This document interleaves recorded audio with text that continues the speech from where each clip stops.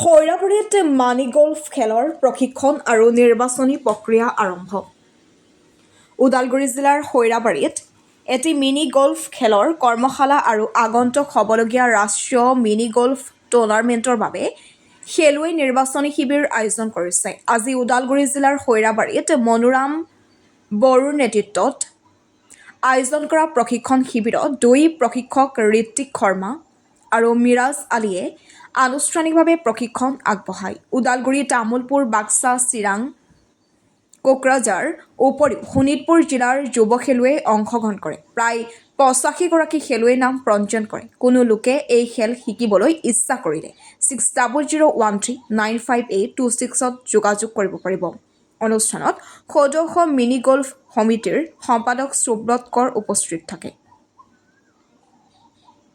খৈৰাবাৰীৰ পৰা সুদৰ্শন কলিতাৰ report, AIN live. Mini গল্ফৰ বিষয়ত মই অলপ কৈ দিওঁ। এইটো আপোনাৰ অসমত জনপ্ৰিয় হোৱা নাই, কিন্তু আমাৰ এতিয়া জনপ্ৰিয় হোৱাৰ কাৰণে আমি ৱৰ্কশ্বপ এটা লগাইছোঁ ইয়াতে খৈৰাবাৰীত। তো এইটো জনপ্ৰিয় হোৱাৰ কাৰণতে ৱৰ্কশ্বপটো এইটো কাৰণে লগাইছোঁ যে চবে যেন গম পায় ল'ৰা ছোৱালীবিলাকে। কিন্তু আমাৰ এইটো ৰাজ্যত ইমান এটা জনপ্ৰিয় নহয়, কিন্তু বাকী আপোনাৰ দিল্লী, বম্বে সিফালে বহুত জনপ্ৰিয় হয় খেলটো। এই জনপ্ৰিয় হোৱাৰ কাৰণতে আমাৰ মণিৰাম বড়োই সেইটো মানে পদক্ষেপ লৈছে যে সেইটো ৱৰ্কশ্বপটোৰ কাৰণে মানে যে চবে গম পায় খেলটো। তো বাকী অল আছাম মিনি গল্ফৰ তাৰমানে মইহে ছেক্ৰেটাৰী, আৰু আমাৰ ঋত্বিক শৰ্মা তেখেতে হেৰি কৰিছে নেশ্যনেল খেলি অহা। ঠিক আছে, মোৰ নাম সুব্ৰত কৌৰ। তো মই অল আছাম মিনি গল্ফৰ ছেক্ৰেটাৰী। ঠিক আছে, প্ৰেচিডেণ্ট হ'ল আমাৰ প্ৰশান্ত কুমাৰ দাস, তেখেত গোলাঘাটৰ হয়, আৰু ট্ৰেজাৰৰ হ'ল আপোনাৰ দেৱজিৎ গগৈ, তেখেত গুৱাহাটীৰে হয়। আৰু আমাৰ ঋত্বিক শৰ্মা তেখেত খেলি আহিছে, নেশ্যনেল টুৰ্ণামেণ্ট খেলি আহিছে, আৰু বাকী অহা নেশ্যনেল টুৰ্ণামেণ্ট আছে কাৰণেতে আমি ৱৰ্কশ্বপখন লগাইছোঁ আমি। এতিয়া হৈছে ছাত্ৰ ছাত্ৰী যে আগবাঢ়ি আহিছে, এইখিনিৰ কাৰণে মানে মই ধন্যবাদ দিলোঁ ল'ৰা ছোৱালীবিলাকক যে এইখিনি গম পাই পেলাই আগবাঢ়ি আহিছে। তো আগামী দিনত মই ভাবোঁ যে অকণমান কোনোবাই যদি আমাক সহায় কৰে তেতিয়া আমি আৰু আগবাঢ়ি যাম। এতিয়া ইয়াৰ পৰা কিবা চিলেকশ্যন পৰ্যায়? হয়, আমি নেশ্যনেল গেমৰ কাৰণে আমি চিলেকশ্যন পৰ্যায়ত আমি সেইটো কাৰণে আপোনাৰ এটা কাৰ্যকলা লগাইছোঁ আজি। নেশ্যনেল গেম কেতিয়া হ'ব? নেশ্যনেল গেম আপোনাৰ এতিয়া ডেট ফিক্স হোৱা নাই, একদম মাৰ্চৰ লাষ্টত হ'ব। আৰু ফালৰ পৰা আমি চৰকাৰক সুধিব লাগিব, চৰকাৰে যে আমাক কি সুবিধাটো দিয়ে। এতিয়াতো আগৰ ৰেকৰ্ড আপোনাৰ তেনেকৈ আমাৰ ইয়াতে হোৱা নাই বাৰু, কিয় খেলটো ইমান জনপ্ৰিয় নহয় কাৰণে ইমানখিনি হোৱা নাই, কিন্তু আমাৰ বাকী ৰাজ্যবিলাকতে হৈ আছে। এতিয়া তামিলনাডুতো আপোনাৰ চৰকাৰে বহুত পদক্ষেপ লৈছে, তাৰপিছত গোৱাতো লৈছে, তাৰপিছত বাকী বেংগালোৰতো লৈছে।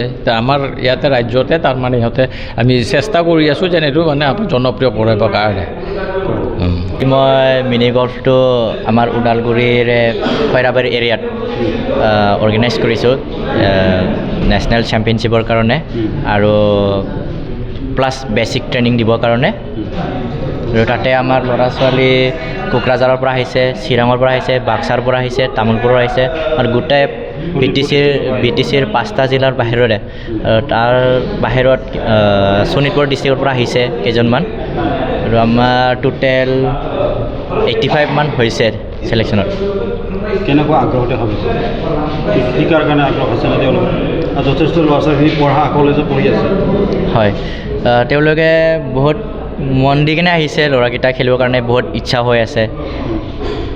আৰু ক'ৰবাত কৰ্মশালা এনেকুৱা কোচিং চেণ্টাৰ কৰিছে নেকি? হয়, মোৰ আমাৰ হিৰিম্বা বাথৌ মন্দিৰ ফিল্ডত এটা মাৰ্চিয়েল আৰ্টছ একাডেমি আছে। তাতেও মোৰ সোমবাৰ, মঙলবাৰ, বুধবাৰ, বৃহস্পতিবাৰে হয়। তাতে আমি বক্সিং, উচু আৰু আঠিয়া পাঠিয়া সেইটো ট্ৰেইনিং দিয়া যায়। তাৰ বাহিৰতো আমি আৰু বনডিজাৰ প্লে'গ্ৰাউণ্ডত এটা ট্ৰেইনিং চেণ্টাৰ কৰি ৰাখিছোঁ। তাতেও বৰ্তমান আমি 40-50জন ষ্টুডেণ্টক লৈ আৰম্ভ কৰিছোঁ। আপোনাৰ নামটো? মোৰ নামটো মনোৰাম বড়ো। কি ক'ব অসমৰ তথা আমাৰ বিদ্যাৰ্থী, কি ক'ব ল'ৰা ছোৱালীসকলক কিবা আহ্বান জনাব?